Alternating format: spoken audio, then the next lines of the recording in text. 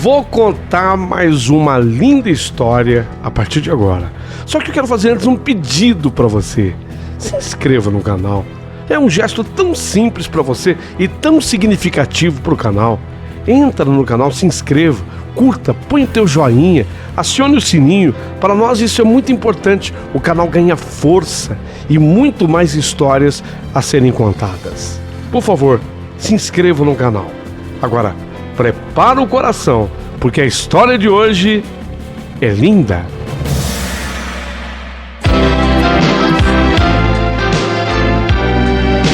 Rádio Emoção. Paulinho, boa pessoa. A verdade de cada um.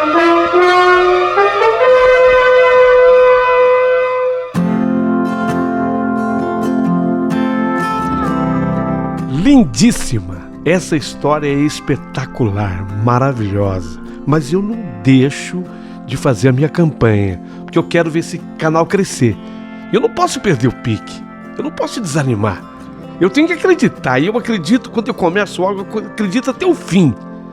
Manda a tua contribuição, se você puder, obviamente, pelo nosso Valeu Demais. Criado pelo YouTube, achei a ideia ótima do YouTube, para assistir e ajudar os geradores de conteúdo a melhorarem ainda mais. Foi ideia do YouTube e eu aprovo. É um ícone diferente, é um coração e dentro dele um cifrão. Simboliza para mim a doação feita com o coração, com amor. Então manda o que você puder, tá certo? Começa com R$2, é quase nada.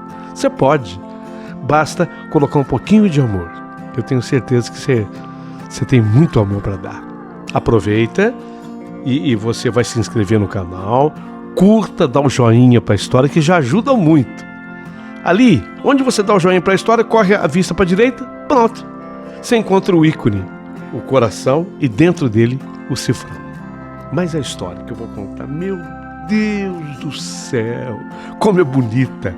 Você vai amar. Começou.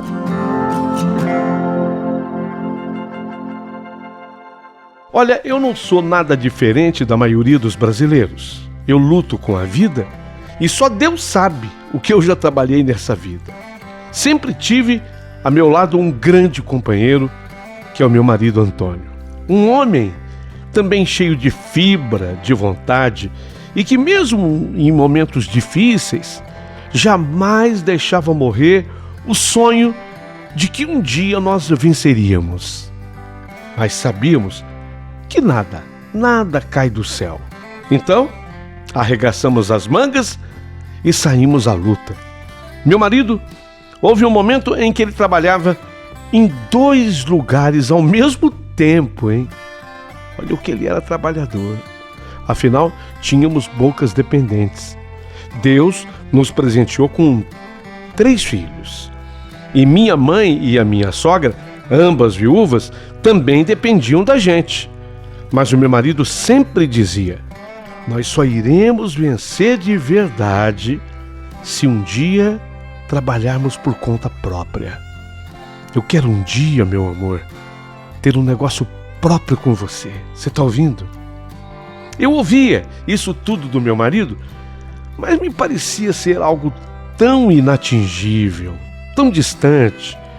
Ter um negócio próprio da gente. Como? De que jeito? Eu nunca imaginei que tudo teria origem nas panelas. Nas panelas, onde eu caprichava e fazia comida da minha família com todo esmero, amor do mundo. Meu marido dizia que ninguém cozinhava melhor do que eu. Mas ele me amava tanto, ele era tão carinhoso comigo, que sinceramente às vezes eu pensava que aqueles elogios, era da boca para fora, eram exagerados demais. Mas ele começou a me convencer quando, metódico como sempre foi, ele começou a comprar panelas grandes, mas panelonas mesmo, panelaços, pratos. Começou a comprar um monte de prato branco, talheres, ele vai comprando tudo aquilo e vai guardando.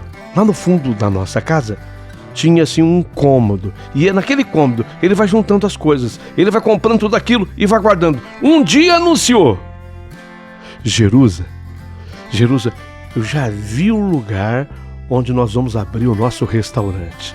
Levei até um susto. Restaurante? Eu sabia dos planos dele, mas sinceramente eu achava que esse dia nunca fosse chegar. Por mim, olha, sinceramente, não chegaria nunca. Mas o Antônio não. Ele era aquele cara que pensava e realizava. Eu não. Eu sou outro tipo de pessoa. Eu sou aquela pessoa que sonha, que fica sonhando, mas não põe em prática, sabe? É um defeito. Sei lá se é qualidade, se é defeito. Mas o Antônio não. Ele era realizador.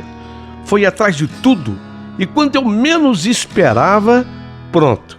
O nosso restaurante estava inaugurado. Não foi fácil. Nesse momento, já estávamos casados havia 20 anos. E em cada dia dessa união feliz, meu marido pensou em montar um negócio comigo. 20 anos depois o sonho se concretizou. Até esse momento, eu e meu marido jamais havíamos tido umas férias. Nunca pudemos viajar, curtir um ao outro. Nunca. Nossa vida era aquela: trabalho, luta e sempre árdua e difícil. Já falei aqui das 5 bocas que dependiam da nossa luta. E agora com o restaurante, gente? E agora com o restaurante, gente? Nossa! Eu nunca imaginei que fôssemos trabalhar ainda mais. Trabalhávamos ainda mais. Descobrimos que não tínhamos mais folga.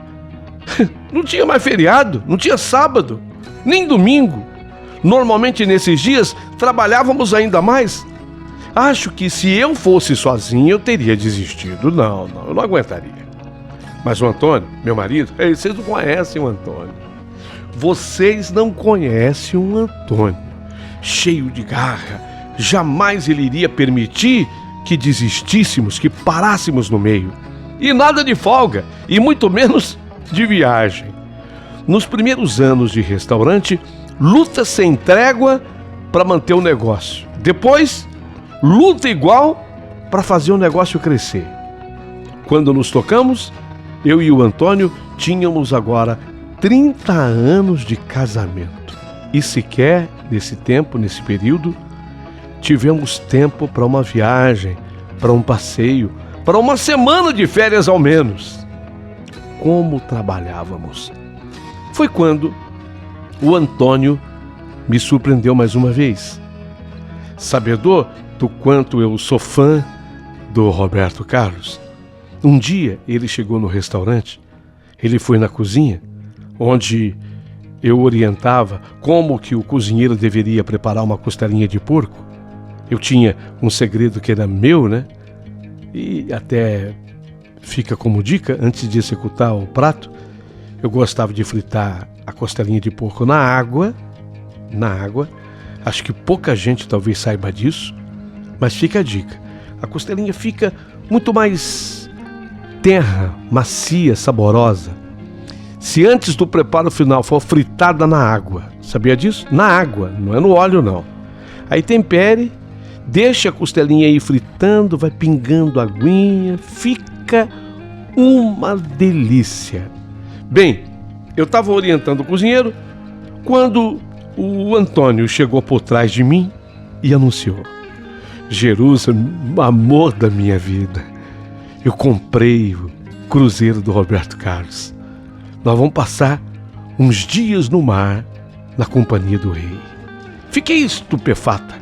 Eu não acreditava. Aquilo era meu sonho. Eu nunca tinha feito sequer uma viagem com meu marido. Mas aos 56 anos de vida, ele com 59, eu com 56, iríamos para a nossa viagem de férias e justamente no cruzeiro do meu cantor preferido. A cozinha inteira do restaurante veio me beijar, me cumprimentar. Jerusa, parabéns, Jerusa! Cruzeiro do Roberto Carlos, hein, danada? Todos sabiam da minha imensa felicidade naquele momento. Daquele dia para frente, eu fiquei contando os dias para que chegasse o dia do nosso embarque. E para minha felicidade, o dia chegou. Nossa, realização de um sonho. Embarcamos em Santos e meu coração parecia que ia saltar para fora, tamanha minha felicidade. E sendo sincera, tudo superava a minha expectativa. Mas nessa viagem iria acontecer algo extremamente surpreendente. Algo capaz de mudar a minha vida. E que talvez hoje, quem sabe hoje, possa mudar a vida de alguém que esteja ouvindo essa história. Olha, eu digo o seguinte, não foi à toa que você começou a escutar essa história. Não foi à toa. Se o destino fez assim comigo, pode fazer assim com você. Que legal que você tenha chegado até aqui ouvindo essa história. Pois continue ouvindo. Quem sabe essa história mude também a sua vida como mudou a minha. E uma coisa eu garanto, é mudança para melhor, tá? Para muito melhor. Tivemos então a oportunidade de, dentro do navio do Roberto Carlos, conhecer a Dona Maria do Céu. Dona Maria do Céu, uma portuguesa residente na bela cidade de Bragança, mas não é Bragança Paulista, é Bragança, Portugal, a cidade de Bragança em Portugal. Ela, na ocasião, ela fazia o passeio dela sozinha. Entre nós, entre a gente, entre a senhora, a Dona Maria do Céu, eu, especialmente eu, né? E também o meu marido, nasceu ali de pronto uma amizade, uma simpatia imensa. Ela era muito simpática e por várias vezes desfrutamos da companhia dessa senhora que contava 75 anos. Durante as refeições no navio, era o momento da nossa conversa. E durante as nossas conversas, ela nos contou que ela viajava sozinha, estava sozinha no navio, porque o seu marido havia falecido há menos de um ano. E ele tinha sido um grande marido na vida dela, um grande homem na vida dela. Embora ele tivesse um defeito. Ele tivesse um defeito importante, viu? Ele era um homem extremamente econômico. Assim, para você entender melhor, eu vou usar uma expressão da língua portuguesa, muito em voga, muito comum. Ele era mão fechada. Isso mesmo, ele era econômico, mão fechada. Era do pensamento que não se devia gastar com nada assim de lazer, sabe? Ele dizia, nunca, ele dizia, a Dona Maria do Céu reproduzia, nunca se sabe o dia de amanhã, guarde hoje, amanhã você vai precisar, nunca se sabe o que virá no dia de amanhã, guarde hoje, amanhã com certeza você vai precisar. Enquanto que ela, a Dona Maria do Céu, ela amava conhecer novos lugares. Disse-nos a Dona Maria do Céu que ela e o marido tinham em comum o gosto pelo trabalho. Tá mais português, né? Ô, raça de gente trabalhadora é o português, impressionante.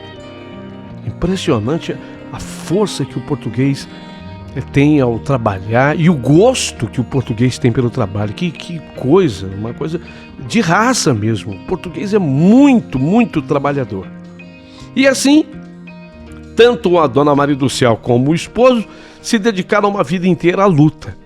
O marido, durante muito tempo, foi padeiro em Portugal, o que o obrigava a levantar muito cedo, em plena madrugada. Mas o marido, ele era extremamente, assim, bom, já disse, né? Ele era extremamente trabalhador. Mas o marido era, como ela, também muito generoso. E sabia abrir mão da companhia da esposa, por saber o quanto ela amava conhecer novos lugares. Então o que ele fazia? Ele permitia que ela, Maria do Céu, fizesse alguma viagem, mas sozinha. Ele não ia. E ele não ia para economizar, vocês acreditam?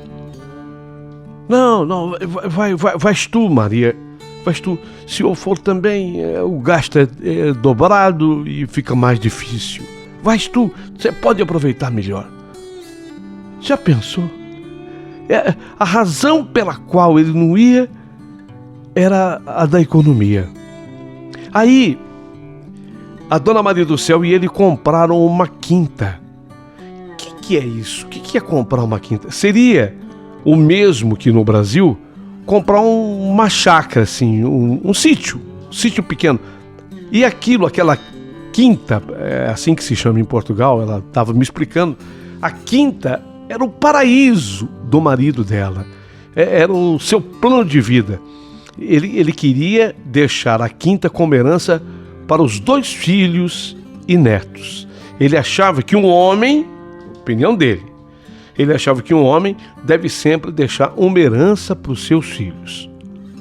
No dia em que ela me contava tudo isso, era uma tarde, a Dona Maria do Céu, olhando o sol poente, se derramar sobre as águas do imenso oceano, ela estava me contando isso e foi nesse momento que percebi lágrimas nos olhos dela. Ela começou a olhar para o sol que se punha, aquele sol bonito, se colocando, se escondendo, ou aparecendo no Japão, né? E ela começou a chorar. E foi também nesse dia que a Dona Maria do Céu me confessou que adoraria que o marido dela estivesse com ela naquele momento. Como ela gostaria que ele gostasse também de viajar, tanto quanto ela gostava. E acrescentou que esse fato e nada mudava os laços de afeição profunda que os unia. Eles eram um casal que se amava. Na ocasião, o casal já havia feito bodas de ouro. Mas em um momento tão lindo como aquele, em que ela assistia à majestosa visão lá do convés da grande embarcação, ela adoraria tanto ter a companhia dele ali, mas agora já não podia mais. Agora já era impossível, até porque ele havia falecido. Viagens nos proporcionam lembranças como essa. E foi também nesse dia que ela, aproveitando o embalo e até a emoção daquele momento, enquanto o sol se escondia, se punha naquele imenso oceano, ela começou a contar a história de vida dela inteira. Ela se abria comigo. E tudo que aconteceu com ela, foi aí que houve a mudança com a minha vida. E eu estou certa de que terá influência sobre a sua vida também. Mas afinal de contas, ô Jerusa, o que a Dona Maria do Céu te contou de tão importante assim que mudou a sua vida? Ela começou. Jerusa, você me passou tanta confiança que quero contar a você tudo o que me aconteceu. Isto é, se você estiver disposta a ouvir. Ô, Dona Maria do Céu, eu estou pronta e muito interessada em saber tudo o que a senhora quiser me contar. Jerusa, como lhe dizia, eu sempre fui amante das viagens. Herdei do meu povo português o espírito desbravador, navegador. Navegar é preciso. É que no século I a.C., um general romano, Pompeu, encorajava marinheiros receiosos. Ele inaugurou a frase: navegare necesse, vivere non necesse. Quer dizer, navegar é preciso, viver não é preciso. Quero para mim o espírito desta frase. Escreveu mais tarde, depois, lógico, Fernando Pessoa. Quero para mim o espírito dessa frase, confinando o seu sentido à vida, à criação. E seguia a Dona Maria do Céu. Sabe, Jerusa, Eu considero esta frase também linda. Navegar é preciso, viver não é necessário. Eu considero essa frase linda em sentidos, e principalmente essa frase me passa que se você não fizer as coisas que você tem vontade, se você não realizar o que veio para realizar neste mundo, então, o que vale viver, Jerusa? É uma pergunta para você refletir. O que vale viver? Sabe, Jerusa, eu até entendo que há mais um sentido a ser acrescentado a essa frase. Que ao realizar o que você veio para realizar neste mundo, você ganha mais inspiração em viver. E até a sua saúde melhora. Então, minha nova amiga, essa frase de grande importância em minha vida, eu tinha uma loucura, por exemplo, de um dia voltar ao Brasil. Eu tinha uma loucura de um dia regressar até o país, o Brasil. Eu sei, Jerusa, que agora você ficou confusa. Afinal, como voltar se eu não conheci o Brasil? Vou explicar. A história é longa, Jerusa. Você está disposta a ouvir? Lógico, dona Maria do Céu. Quero sim. Estou atenta e ligada. Quero saber tudo. Então eu explico. Jerusa, eu fui gerada no Brasil. A minha mãe, ela era uma mulata de nome Rosa Maria, que vivia no Rio de Janeiro, quando ela conheceu Martins, o meu pai. Ela, a mulata, a Rosa Maria, ela era camareira de um hotel no Rio de Janeiro. E meu pai era comerciante de tapetes. E papai se hospedava no mesmo hotel em que minha mãe trabalhava. Foi lá, nesse hotel, que eles se conheceram. E ali se apaixonaram. E passaram a viver um romance tórrido. Daqueles romances. Você está me entendendo, Jerusa? Entendo sim, dona Maria do Céu. E eles já estavam há mais de 2 anos juntos, quando a minha mãe engravidou de mim. Por mais que pudessem ter ficado felizes com a gravidez, ficaram temerosos de algo. E isso fez até com que o casal fugisse do Brasil e com destino a Portugal. Ficaram com medo? Você já vai entender. E eles com medo. A Rosa Maria grávida. E eles fugiram. Fugiram com destino a Portugal. Portanto, há 75 anos, eu estava no ventre de minha mãe quando nós deixamos o Brasil. Entende? Porque eu disse voltar ao Brasil, porque eu já estava no ventre dela. Foi em Portugal que nasci. Lá me criei, sentindo-me muito amada por meus pais, mas desde menina, vez em quando, eu via minha mãe chorando pelos cantos de nossa casa e queria saber o porquê.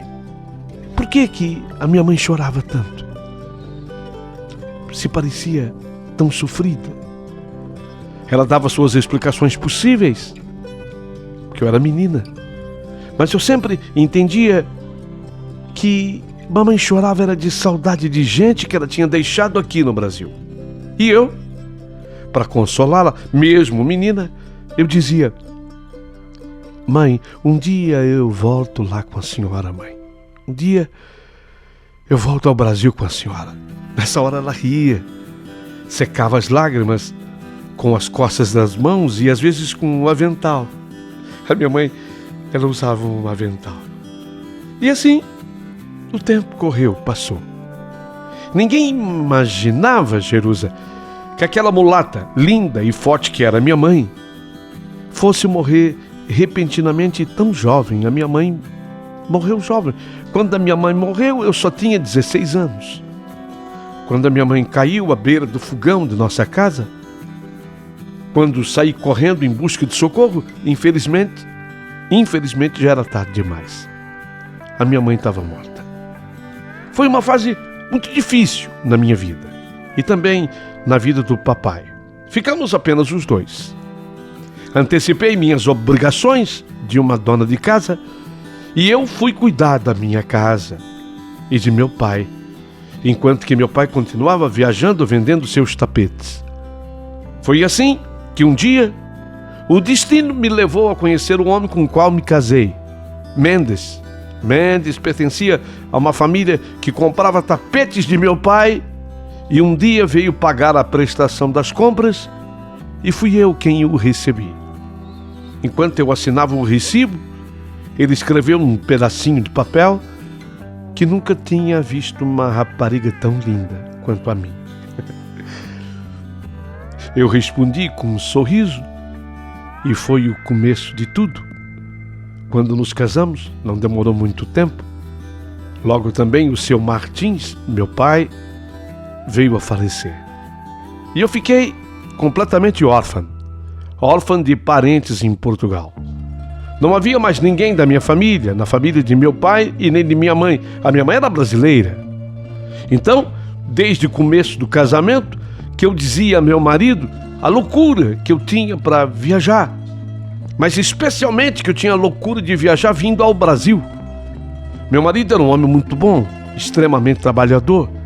Havia aprendido a profissão de padeiro, confeiteiro, e a sua vida era trabalhar. Em meio a tantas qualidades, ele tinha algo que eu usarei chamar de defeito aqui. Ele era econômico, ele era mão fechada. Entende? Econômico. Como diz no Brasil, miserável.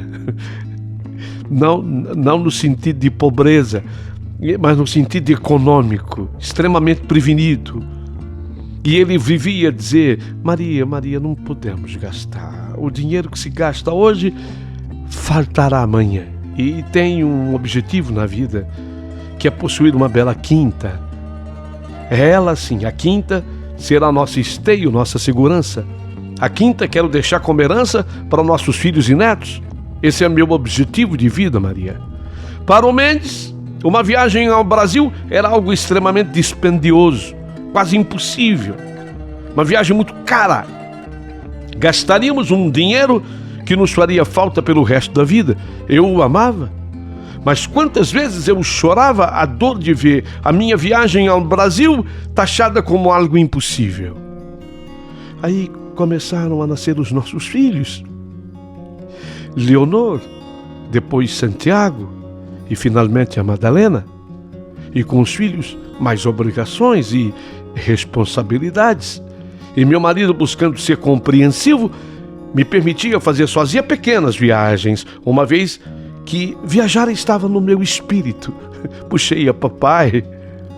Mas a viagem que eu sonhava, essa era impossível. Ao Brasil, essa era impossível. Ele, o Mendes, meu marido, juntava dinheiro para comprar a tão sonhada quinta. E chegou o dia, compramos a quinta. A quinta, um verdadeiro cantinho do céu. Um verdadeiro cantinho do céu de tão linda. Ali, na quinta, meu marido investia cada centavo ganho e dizia que a quinta era a nossa garantia, a herança que tanto queria deixar para os filhos, os netos que viriam, os netos que viriam. Ali ele plantava, colhia, tinha mel, leite, patos, galinhas e até o próprio vinho ele produzia na quinta. Em minha homenagem, ele batizou a quinta de Quinta Maria do Céu. Romântico. Quinta Maria do Céu. Se mostrava tão orgulhoso e feliz com tudo o que construiu que às vezes nem percebia o quanto ele me feria com seu discurso. Maria do Céu, muito melhor a segurança da nossa quinta do que qualquer viagem que pudesse você fazer por este mundo dos outros. Ele queria dizer que só a quinta era nossa, o resto não. De que adiantaria visitar o Brasil, por exemplo, se o Brasil não nos pertencia? Era a maneira de Mendes ver o mundo e a vida. Cada vez mais, eu via sepultado o meu sonho eu chamo de voltar ao Brasil, e eu já expliquei por quê. Conhecer a terra da minha amada mãe. E assim, o tempo correu, passou, e para ser precisa, faz 11 meses e 13 dias que Mendes se levantou cedo para tirar o leite da nossa cabra Rosinha. Foi tirar o leite da Rosinha e, quando escutei, ainda deitada da cama, um grito, era um grito dele. Depois do grito, um silêncio. Levantei correndo e, quando cheguei, encontrei o corpo de Mendes caído perto do cercado de Rosinha a cabra. Mendes sofreu um infarto fulminante.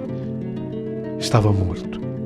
Jerusa foi um choque para toda a família. Mas para mim foi uma hecatombe, porque não era só o Mendes que morria, mas morriam junto todas as suas convicções de que a própria vida era só aquilo: trabalhar, juntar, comprar uma bela quinta e oferecê-la em herança para os filhos, para os netos. E àquelas alturas já tínhamos 6 netos. Olhei para o Mendes no caixão e falei com ele em pensamento: perdoa-me, amor. Completamos 50 anos de casamento sem festas, sem viagens, sem momentos nossos. Você trabalhou e juntou uma vida inteira. Para quê? Para quê, Mendes? Para quê, Mendes? Para isso? Não, Mendes, me perdoa. Eu vou vender tudo. Eu vou vender tudo e quero gastar cada centavo em coisas que eu sempre sonhei. Quero viajar, quero conhecer o Brasil. Eu quero conhecer a gente da minha falecida mãe. Afinal, a minha frase é de vida. É aquela: navegar é preciso e viver não é preciso. E foi assim, Jerusa. Foi assim. Assim que Mendes foi sepultado, fui atrás de um comprador para tudo que era nosso. Meus filhos não se conformavam. Afinal, a quinta Maria do Céu pertencia à família. Ficaram todos revoltados contra mim. Mas a minha decisão estava tomada. Iria vendê-la e fim. Ela, a quinta, era um pedaço do paraíso, um pedaço do céu. Não foi difícil um comprador que deu até um bom valor por ela. Fechei a venda. Legalmente destinei a parte dos filhos. Mesmo assim não ficaram contentes, viu, Jerusa? Mesmo assim não ficaram contentes. Fiquei com a minha parte de direito e daquela parte eu era dona. A primeira coisa que fiz foi comprar as passagens para o Brasil. Fui direto ao Rio de Janeiro, no hotel em que minha mãe havia trabalhado, Hotel Otton. É o nome do hotel. Rio de Janeiro, Hotel Otton. E com a ajuda de funcionários, levantamos os antigos registros e foi lá que eu tive uma informação que jamais eu podia imaginar. A minha mãe havia se casado no Brasil. Agora te explico. Daí o motivo da fuga para Portugal, entendeu? Quando da minha gravidez. Por quê que a minha mãe fugiu com o meu pai? Entendeu? Porque ela era casada. Seu marido, o marido dela, era um paraibano de nome Ercílio. Esse era o nome do marido da minha mãe. E com ele, a minha mãe teve 3 outros filhos. Portanto, meus irmãos, Virgílio, já falecido, teria 86 anos. Osmar, também falecido, teria 83 anos. E Gilmara, essa minha irmã, eu tive a honra de apertar-lhe a mão. Ela tem 81 anos. E foi deixada por minha mãe quando ela contava 6 anos de idade. Chorei muito com ela. Quis trazê-la nesse passeio. E se fosse há 1 ano, ela teria vindo comigo. Mas o diabetes acabou com ela. Ela está numa cadeira de rodas. E sem nenhum tipo de condição para fazer essa viagem. Nossa, não me diga isso, Dona Maria do Céu. Digo, Jerusa, digo, minha filha. Porque esta é a realidade. Porque esta é a realidade, Jerusa. Mas eu ainda pude conhecer meus 8 sobrinhos e os filhos destes. Tenho ainda uma família grande no seu país, no Brasil. E fez questão de ir um pouquinho ao menos na casa de cada um. E quando eu me preparava para voltar a Portugal, eu vi um anúncio do cruzeiro desse cantor brasileiro, do qual sempre fui fã. Mesmo vivendo em Portugal, lá se toca muito também as músicas de Roberto Carlos. Eu aprendi a gostar dele com a minha falecida mãe. A minha mãe gostava demais de Roberto Carlos, aprendi a gostar com ela. Ela comprava os discos de Roberto Carlos, lá em Portugal. Lá mesmo ela comprava os discos do Roberto Carlos. Isso desde o início da sua carreira. Aliás, o povo português o admira muito. Ele até gravou uma música sobre Coimbra, o que ajudou a cativar ainda mais o povo lusitano. E esta é a razão de eu estar aqui. Dona Maria do céu, que história linda da senhora. Perdão, eu estou comovido. Perdão, Dona Maria do céu. Estou chorando. Sua história é muito linda. Quer dizer que se não fosse a atitude da senhora de vender a quinta, nada disso teria acontecido, né? Isso, Jerusa, isso! Como eu gosto de falar com pessoas inteligentes. Você é inteligente, sensível, Jerusa. Entende, Jerusa? Se eu não vendo a quinta, se eu não contraria meus filhos, nada disso teria acontecido, Jerusa, nada. Eu só me arrependo, Jerusa, só me arrependo de não ter brigado mais com o Mendes, porque ele poderia ter feito essa viagem há muito mais tempo comigo, antes. Poderia ter feito essa viagem comigo. Ele teria conhecido todos os meus irmãos, por parte de mãe. Isso é verdade. Mas, Dona Maria do Céu, tudo tem o seu tempo, né? E os seus filhos? Ainda estão brigados com a senhora? Sim, Jerusa, sim, estão. Queriam ter ficado com a quinta inteira para eles, mas eu dou de ombros. É assim que eu reajo. Dou de ombros. Pouco me importa, porque um dia voltarão as bobas comigo. E o que importa de verdade foi a descoberta que fiz em terras brasileiras de uma família que eu nem imaginava existir. O que apenas justifica a minha frase, Jerusa, que navegar é preciso, viver não é preciso. Tem razão, Dona Maria. Dona Maria, amei conversar com a senhora. Mas olha, já está dando quase a hora do show. Vamos? Vamos. Eu vou passar na cabine, porque agora eu faço questão de fazer uma pequena maquiagem, não para lambuzar muito a cara, Jerusa, porque eu já tenho 75 anos, mas um toquinho, um batom, um blush. Fomos aos shows, juntas, sentamos juntas, lado a lado, e emocionadas, seguramos uma na mão da outra, quando o Roberto Carlos cantou, especialmente aquela música que diz assim: quem espera que a vida seja feita de ilusão, pode até ficar maluco ou morrer na solidão. É preciso ter cuidado para mais tarde não sofrer. É preciso saber viver. É preciso saber viver. É preciso saber viver. Saber viver. É preciso saber viver. E refleti sobre tudo, ainda mais no navio, quando eu ouvi essa música, essa letra. E depois continuei pensando em tudo que nós conversamos. E na verdade, eu reflito sobre tudo até hoje. Mudei a minha vida depois disso. tive uma conversa muito franca, sincera com meu marido, que também precisava mudar, porque ele tinha um pouco do Sr. Mendes. Aliás, eu acho que muita gente que está ouvindo tem um pouquinho do Sr. Mendes.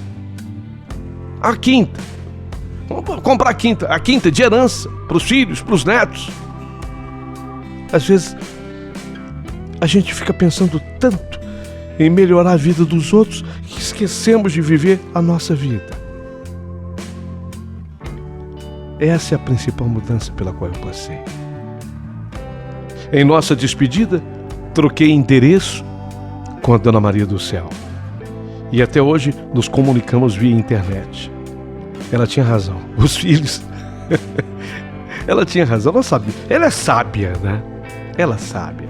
Os filhos voltaram às boas com ela e hoje duas sobrinhas dela deixaram João Pessoa, onde moravam, lá na Paraíba, e moram com ela em Portugal. Você acredita? Duas sobrinhas saíram de João Pessoa, na Paraíba, e foram morar com elas com a Dona Maria do Céu em Portugal. Se ela não tivesse vendido a quinta, responda-me, você que está ouvindo essa história. Isso tudo teria acontecido? Não, né? O que você acha? Mais uma pergunta. Quero que você responda nos comentários. Essa história tocou você e mudou alguma coisa em você? Essa história te fez pensar alguma coisa diferente? Por favor, será muito importante a tua resposta. Além, é claro, de desfrutar de lugares inesquecíveis e de poder conhecer pessoas que, mesmo estando conosco por um pequeno espaço de tempo, valeu muito a pena ter conhecido aquela mulher, a Dona Maria do Céu. Valeu muito a pena.